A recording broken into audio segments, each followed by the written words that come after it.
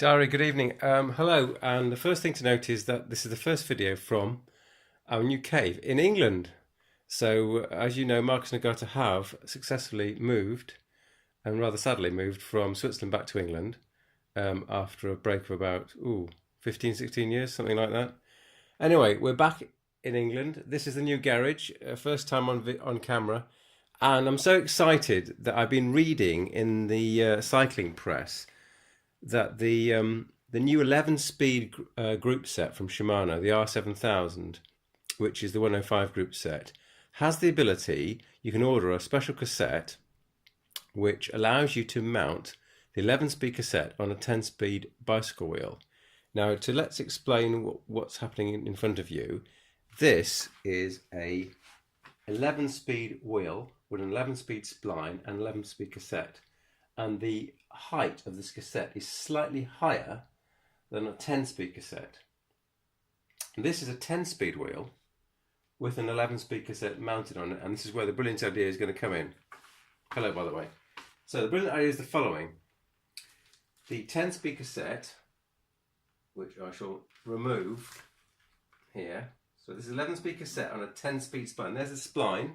It's keyed, so it can only go on in a certain direction. Let's try and put it back without fluffing it up. There you are. There's the 11-speed cassette on a 10-speed wheel. And the problem is this cassette is thicker than the old 10-speed. So what happens is that the last gear here just spins. It's the actual mounting, the spline is not deep enough. So when you put this on, it just spins. So intractable problem. You can, by the way, apparently machine the underside of this cassette and make it slightly thinner. So that would take the 11-speed cassette, make it slightly thinner, and sit it on the 10-speed wheel with spline, and then it might fit. Well, I don't have any of those facilities here, but I have a plan. The plan is the following. What we're going to do is we're going to screw this tight, so we'll have the 11-speed cassette on the 10-speed spline and wheel, and then we're just not going to use that last gear. I don't know why I didn't think of it before. I'm so excited. I've come all this way to kind of test it out. It's pitch black outside, so I'll probably do the test tomorrow morning.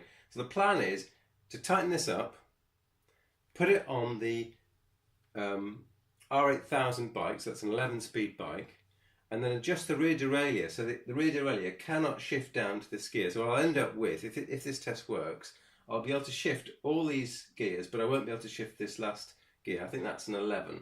So it's a pretty low ratio anyway. So I don't use that often, the 11. And the roads are not very good in England, so you don't get as high speeds as you do on the sort of glassy smooth surfaces in Switzerland. So that's the plan. So going to give it a whirl, and there'll be an update tomorrow as to whether it worked. What do you think, eh? Genius.